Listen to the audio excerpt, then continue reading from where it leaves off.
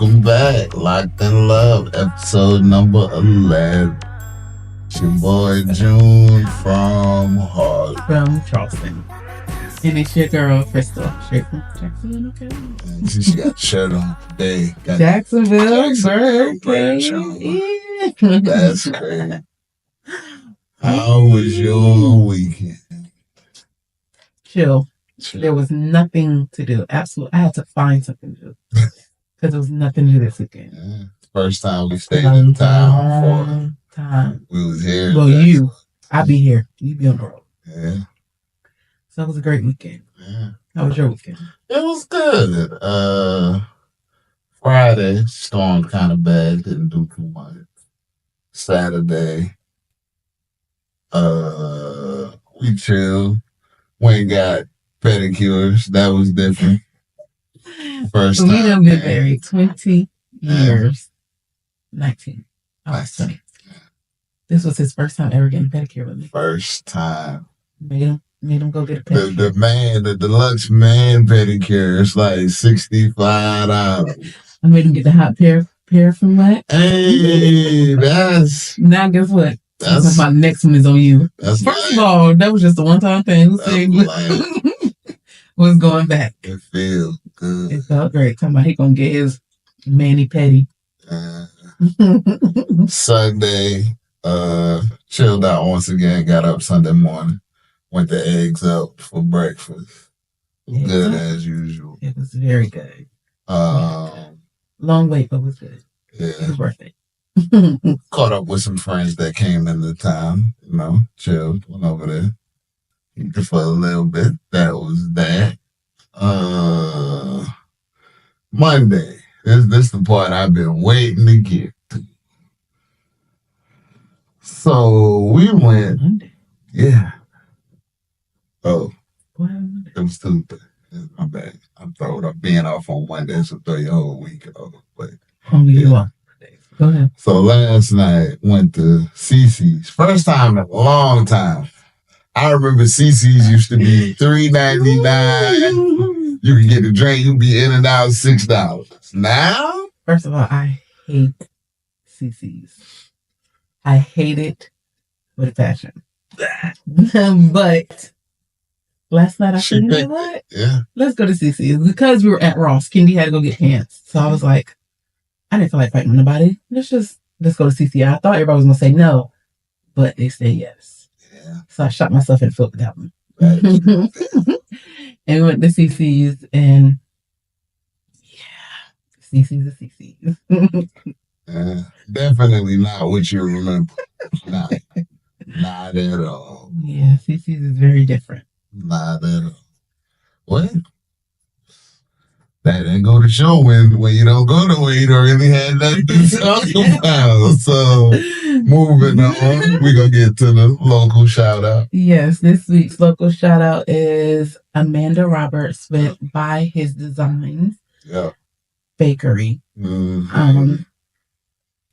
It's a bakery we stumbled upon. We met her at Small Cake Cupcakery, which was still across from the Chick-fil-A on West. I think they're closed now. Oh, my bad. Sorry. But yes, we met her there. It was on a whim. I needed a cake one day. Mm-hmm. Was it Mom? Yep. For that was the first cake she made. Very last minute. So I went in there because I was 2 o'clock.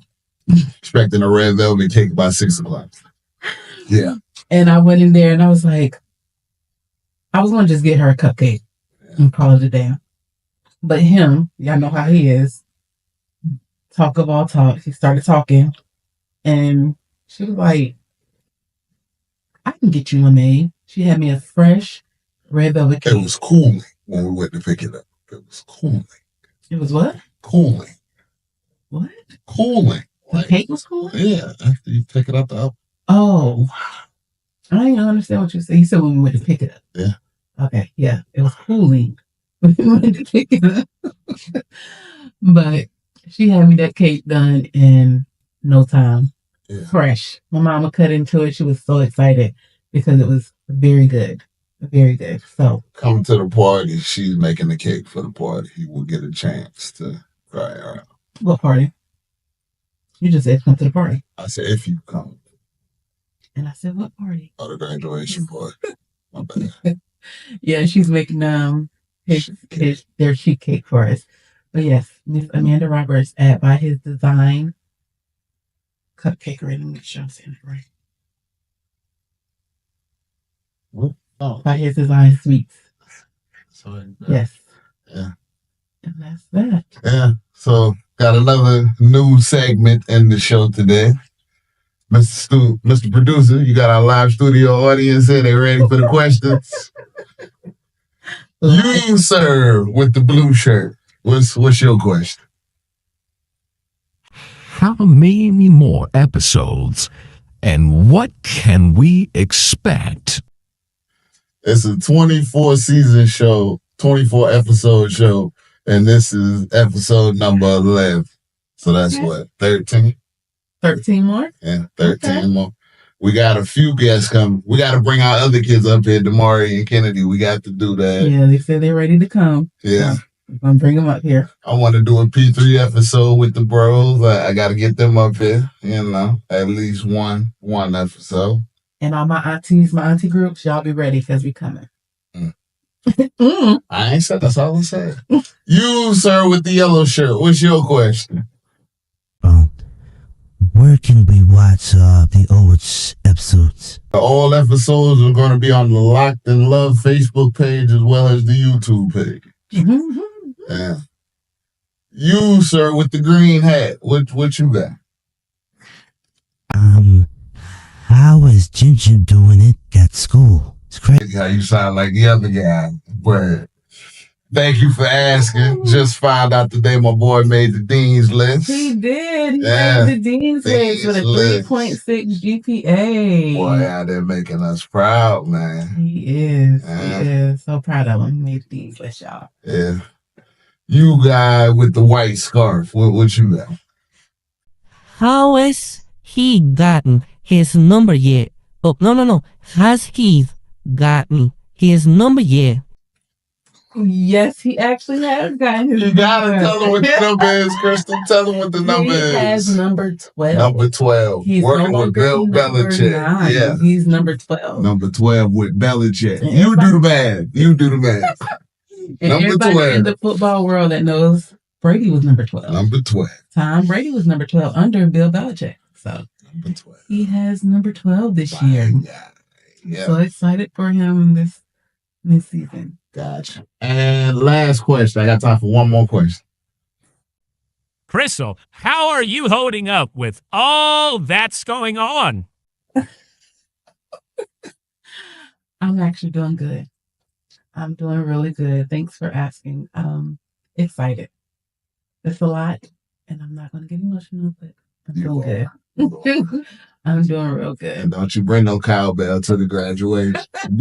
Check her at the door. Check her at the door. Check her at the door. I'm not going to have a cowboy. A cowbell. Yeah, they're going to try them in the Hey, man, chill. They're going to have metal detectors at the graduation? Probably so. But man, yeah, so we got a special guest for y'all today. Yeah. Like my wife said, I can talk people and the stuff, I reached out one time. He asked me about it. I told him what it was, and he said he'd do it. So when he told me who we had, I was like, how?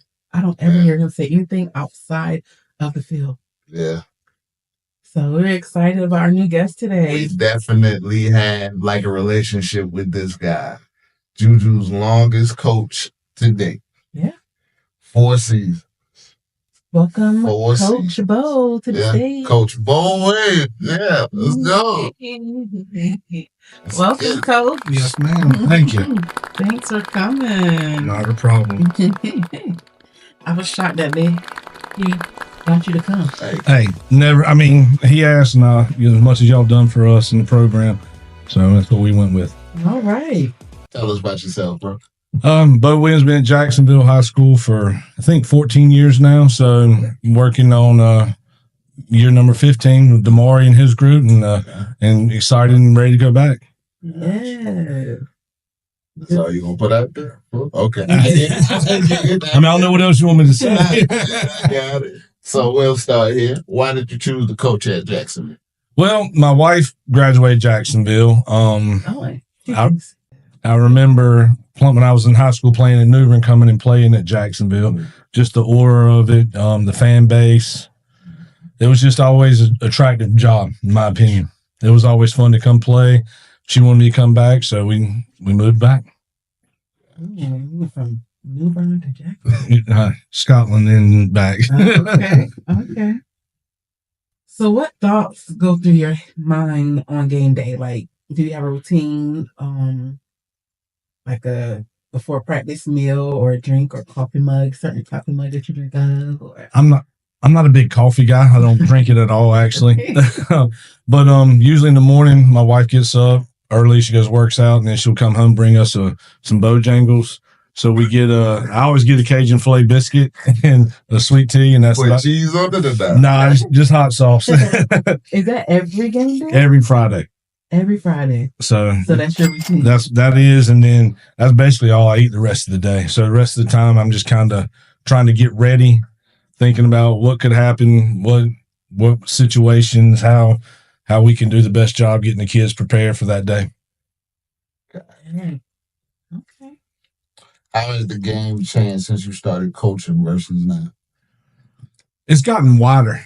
Used to you play between the hashes, now it's gotten out past the numbers. So everybody used to try to stretch you vertically, but now they're stretching you horizontally as well as vertically. So the spacing for us to defend has gotten a lot wider than it used to. Gotcha. Back in the day, from the old I formation, you hardly ever see that anymore, just because of the people spreading the ball out so much. You got the bubble screens, outside zone. I mean, it's just spread out more and more. And the kids are able to throw better now than, not that they were better, but so many camps, 7-on-7s and the whole nine. What's your thoughts on 7-on-7? I think it's a good evil. Okay. I mean, it's good for the kids to get reps, but at the same time, it's not real football. So, I mean, but it's good for the secondary, the quarterbacks, the running backs. True. They get work in, but at the same time, it's not the real game. Okay. So we all know that Juju loved your father. Mm-hmm.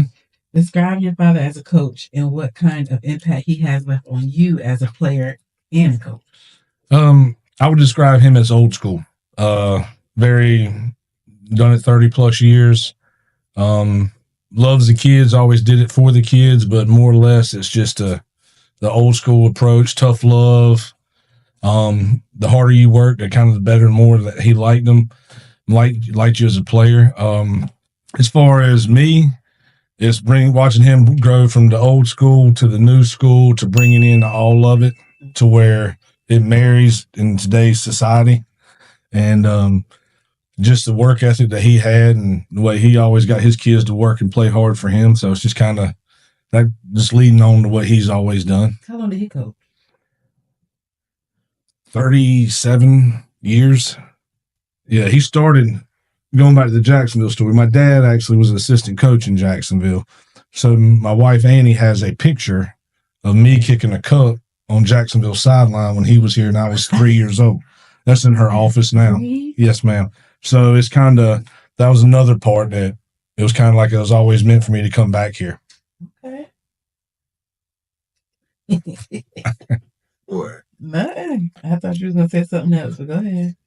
Man, I hope you got your secondary questions ready. I'm not.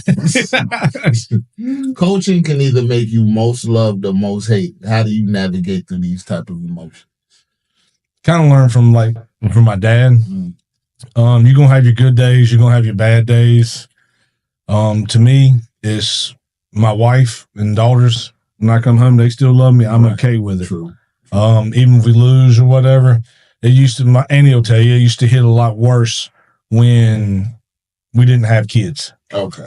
I would pout all weekend if we lost, and it was just kind of carrying over and over and over.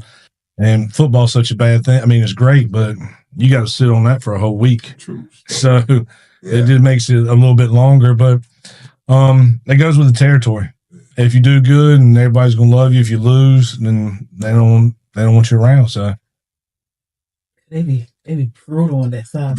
you can hear them, and they do. And some of the ones that love us still get bad. So I'm like, sheesh. I gotta go back to the other question about your pop. Mhm. Like growing up in the house, what was that like with your dad as a coach? Like, well, I mean, a couple times I was out there for a while, and I had to stay extra. And Mom had to come pick me up. Said, "Once you ride home with Dad," I was like, "Nah, I can't." Was not too happy back then, but now looking back on it, it made me kind of who I am today and how I handle some things. Right. And it's kind of different nowadays. Like when we were growing up, if somebody got on you, you always kind of got the attitude like you saying like, "Watch, I'll show you." Mm-hmm. Now it's kind of sometimes it gets into a pouty mode, like they're picking on me but that's the beauty of sports. You kids evolve and get better and deal with the problems that they've had, and our kids do a great job of accepting a lot of challenges and just running with them. Pretty much saying this kid's soft now. No, it's not as bad. No, I'm not saying it totally. Why you trying to do that to that man? Nah, I'm just joking. Do you feel like the outcome of a game is on the coach or the player? I think it's on both, but it's the coach's job to prepare the player. But then at the same time, the players have to execute to what they're doing. You're never going to hear a coach go in and say it was all the players' fault. And the players know sometimes, like, "Coach, I messed up. I wasn't where I was supposed to be or do." But I think it always falls back on the coach. I mean, even if you got better players, then sometimes you can get out coached and make it a closer game because you might have taken something off or not done it. So, I mean, the adult has to accept the responsibility, but it's kind of hard to win a lot of games if you don't have good players. Yeah. Like having Juju made it a little bit easier to win some games. Have you ever had, like, honestly, have you ever had a team you were like, "Oh, it's a lot of work I have to put in"? Like, ugh. It was a rough start here at Jacksonville. And it wasn't the players' fault so much. And that's why the players are what you're going to make them. You got to kind of make them through the weight room, through the track, through the off season, doing those things. And it wasn't really done too much at the beginning. So us working with them and getting them better in proper shape and weight training and all that, we've gotten better through that. And it kind of cuts down some of your hit or miss years. Now, when you took over the team, what was the condition of the team? I heard stuff. We were 0-11, or I was 2-20 my first 2 years.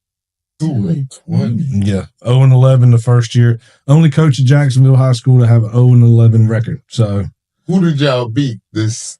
We beat Southwest and Phil Pageant, and then yes, ma'am. And then that was my first win at Jacksonville, actually. And then we beat West Craven. Okay. So it was a growing pains going through we were up on West Carteret actually at that time. We played them in like week 8, and they were undefeated. And we were up and with I think 3 minutes left, up by 14. Yeah. And then we had a lightning delay, and we lose by 7 in overtime with 2 turnovers in less than 3 minutes. So it was just learning how to play and learning to grow and getting the coaches in, which our administration at Jacksonville has done a great job of getting coaches into the building to help us get these kids better and better ready for playing. You say y'all beat Southwest, like that was a big deal. It was back then. Deal. And I mean, it's funny because back then when we beat Southwest, Coach Pageant usually won the state championship. Okay. I told you that. Yeah. You don't sound right until it comes from somebody else. But I think he had 2 years in a row where we beat them, and then they ended up winning the state championship. So. Most memorable game you've ever played and coached? Playing wise was when I was a senior and at New Bern High School, and we lost to Greenville Rose in 2 overtimes. What was the score? I know you remember. I think it was 28-27. They went. I mean, we missed the extra point and lost. That's brutal. That was when you were playing. And that was when I was playing. Most memorable coaching. That's kind of hard. How many you need? 3? Because 3 enough? 3 pretty good. Okay, give me 3. 2 of them are at Havelock, actually. Okay. When 2018 we went to the state championship and we were down 28-7. It was and down really 21-0 in the first 2 minutes. Then last year when we were down same score, and then we come back and win big, and Juju took over the game with those 3 carries in the second half. Defense did great, offense did great, but Juju took over and had 3 carries for 198 yards. Hold on, Beau. Let me tell you now, I did not intend to take this show about Juju. That's why none of my questions are personal. He keep bringing it in, not me. He had 3 carries for 198 yards, and so that's pretty impressive. 70, 72, and 60. So that was another one. And then the Eastern Alamance game when Juju was a freshman, and we made the Eastern Finals. We beat them up there in overtime. That was a cold game. In the 4th round, I think. Yeah. It get cold past October. That was a cold game. Yeah, that was a memorable one because it was cold and they were the number 1 seed. Yeah. And we went up there and beat them at their place. So yeah, that was very good. How do you juggle your life as a husband, dad, and coach? Like, how do you? It's hard. A lot of other coaches have hobbies and stuff, or other people have hobbies. Like playing golf, I don't get to. That takes up too much time. So I don't get to go out and do some of those because I could. I might be able to do it next year when Gray graduates, because me and Andy go from time to time. But it's basically being at school and then coming home and seeing the family. Trying to in the off season. Off season, we'll do some. Is there off season? There is, but I end up helping with track. So get our guys out there for track to help them try to get faster. So it really is it just rolls in. And then with being AD, I'm at basketball and spring baseball, lacrosse, all of them. So I just try to spend time with them when I can and enjoy being there for them. Try to make as many of their games as I can, which is good. Gray plays volleyball. So I'm able to see, and she ran track this year, so I'm able to see her during football season. We get done with practice. I got a wild card for you now, because I know this wasn't in the OG question. I'm just letting you know. How do you balance developing athletes for competitive success with shaping their character for life beyond high school, especially in a community like Jacksonville where many students face unique social, economic, or military family challenges? Well, the first one, we kind of open it up with every year at practice. My job is to try to help them get to heaven, and they got to help me because they're the ones who are making me say words that's probably not helping me get there. But I treat them all as sons, and I try to get them, and I tell them our goals. If we have that as a goal, is trying to get to heaven, then the games and the championships, that'll take care of the place in the grades because we're living the right things and trying to strive the right way and be. And I tell them all the time, guys, and my job is try to make you be a better father, better husband, trying to, and a lot of it nowadays is just work related. So if you teach them how to work and understand the gratitude they get for working for something, and they realize that things aren't guaranteed to them. So they got to go. They got to go get it, and that involves the classroom, being respectful to older teachers, everybody. It's just part of a way of trying to teach them how to grow up, and that's kind of what we try to do is get them to come in and make them be better fathers, better husbands, and better than what we were growing up. So it's been good. It's worked pretty good for us. We have Josh Childress comes out and talks to the boys every Wednesday, gives them a 5-minute little Bible verse and how it relates to what we're going through. And I swear I never tell him, but he always hits on exactly what we're talking about or the problems we're having through that week. And then Colt Allen comes in on Friday morning, and we do a little Bible study before school starts. On Fridays, get a little breakfast in, and we actually get some biscuits from Eggs Up Grill, and then we get some muffins and stuff. So it's good. You feeding them. Yes, ma'am. Did Josh play with you? Josh Childers and Colt both did Play football. Josh played linebacker, and Colt was a receiver. That's Twinkie thems. Mm-hmm. Oh, got you. I had the last two. I didn't have the first one. Okay. Is that you in? I got one more. Okay. If we can ask, bro, how much longer you see yourself doing? Well, right now I'm at 49.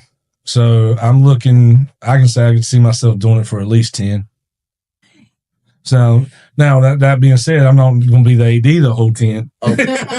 That'll spare up some of the time for me, but I enjoy it. I have fun. Being like my daughter say, I don't act as old as I am by being around the high school kids all the time. They make it fun. They come in and have lunch with us, and even during the off season, we're not doing football stuff. They just come in and hang out, and that makes, I mean, the stories they tell and the stuff you hear. I could write a show as well. I mean, it's they got they're hilarious, and I love them all. Okay. They're nuts, but it's always fun time, and I enjoy it. I mean, it's kind of like, for me, it's not work. It's just going to my job. I mean, because I enjoy it, and kind of like all the ones that have fun at their job. Yeah, Beau done ran 10 questions. What you got, babe? I just have an off the wall one. Do you have any funny or lighthearted stories about a team trip or practice? Like, y'all, I know it gets crazy in them. There's a lot. A bunch of the passing leagues, we'll go down on the bus, but the funniest is like, they're so kind of used to our standard. Like, we get on the bus to go to a away game, and before we, like, say we're going to Fayetteville or somewhere, before we even hit Richlands, I look up and I'm driving the bus, and I'm the only one awake because they don't talk before the game. So they just, like, it's usually a senior every year. This year it was Kumar. Tell them shut up and be quiet. And then Kumar. And the rest of them, they put their headsets on, and they're out. And they be asleep? I thought they must be rowdy. Nope. And then after a game, if we win, they're all excited and talking and playing around with each other, joking each other. About 20 minutes in, back to sleep. But our guys played better with a bus ride. So even on home games, we have to go on a bus ride around Onslow County. What's that about? Like, why? We play better on the road. Like, in the locker room, they'll play around. They just lose focus or whatever. Yeah. I put them on the bus. I mean, Butch came up with it after we started doing so well in the playoffs. He was like, you notice we play better on the road. So he said, let's try it. So we tried one night where we ate, got on the bus, and drove all the way around, went from the high school all the way out by Southwest through Richlands, come back about a 45-minute track. And the boys, as soon as they get on the bus, they're asleep. It's amazing. Yeah. I remember the first time seeing that when I was coming from work. I'm like, I text you I thought y'all had a home game. Am I? Yeah. He said, nah, they just put us on the bus to ride around. I said, oh, okay, it worked. I mean, they actually love it. They asked for it. Now, we did it once, and then they said, can we do that every week, Coach? And I'm like, all right. So we eat, it kind of it takes away the sitting around time for them, which they kind of get antsy, where it's kind of hard for them to sleep in the locker room. So they just knock it out and go take a nap. Okay. All right. Your favorite part of the show? Oh, we gonna go there already? Okay, cool. Top 5. Oh, my fault. Top 5 is going to be top 5 coaches of all time, bro. It don't got to be football, just coach. Well, to me, I think. Do you watch anything other than football? Like, do you get into other sports? I watch a little bit of basketball, my wife some, and some baseball, like college baseball. Okay. But pretty much, like, I watch so much football, I let her pick after that. Okay. To me, I mean, I'll just say football because I know more about that. Okay. My favorite is Bobby Bowden. What he did at Florida State in that 15-year run with the top 5. If we'd had a playoff system back then like we do now, I think he would have won more titles. But you got to put Saban into the mix. You got to put Belichick into the mix, obviously. And then right now with the run in the NFL, you got to put Andy Reid in there. I mean, Andy Reid. as much as I hate to say it, from what he did in Philadelphia to what he's done with the Chiefs, I mean, I think he's one of the he's up there. So you feel like that was him, or was that Mahomes' dad? It's kind of the same thing. Was it Brady or was it Belichick? I think they're both part of it. So I think without Andy, they're kind of like Brady. I mean, Brady did win one without him, but his numbers weren't as good. But he was older, right? So it's kind of.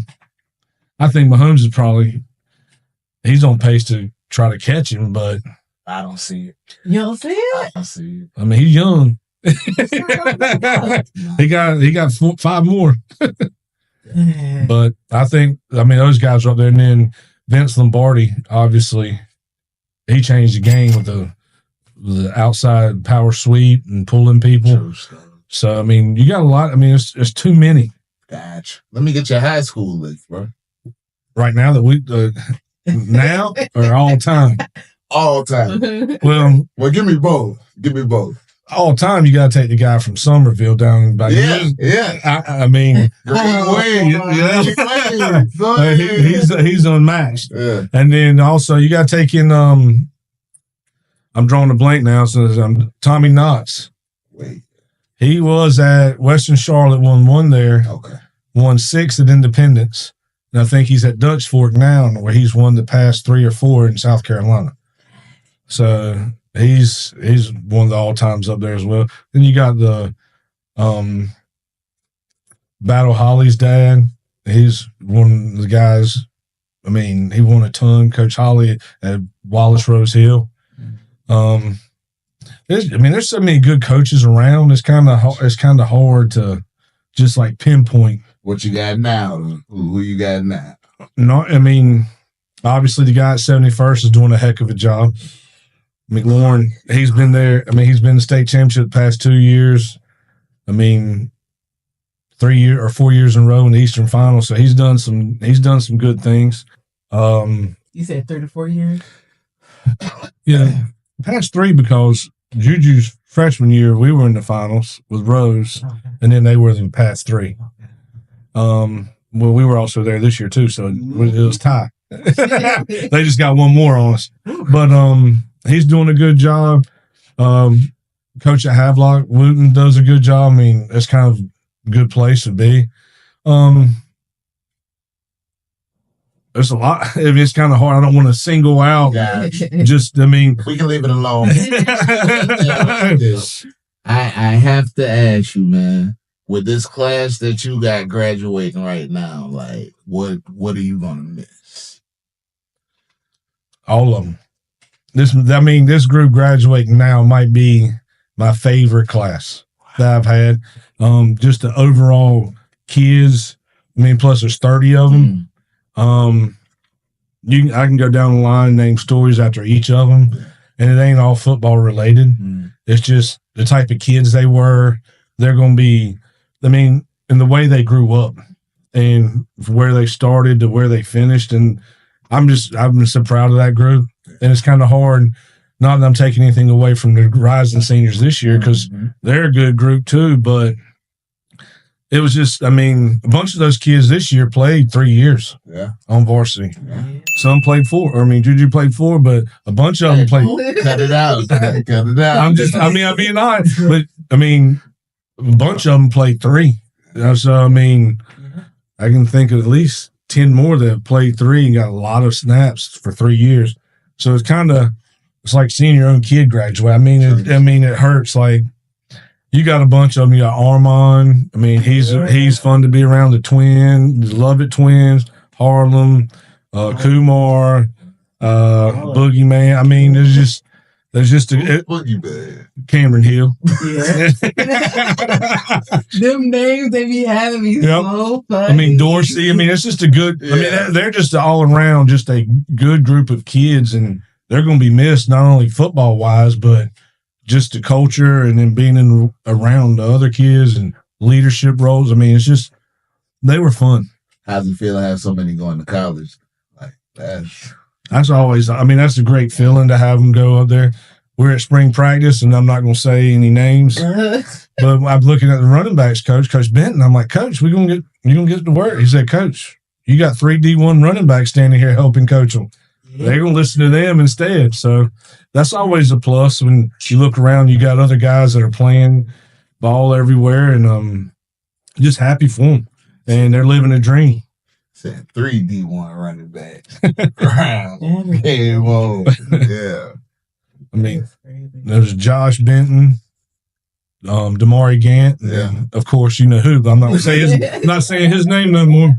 Had it all home at the same time? Yep, because when college is getting off early, they're on their 2 to 3 week break before they had to head back to school. Mm-hmm. So they just came out and watched. It was awesome. Cam Hill was out there. So, I mean, it was good. I mean, we had a bunch of them. Tamir came by one day.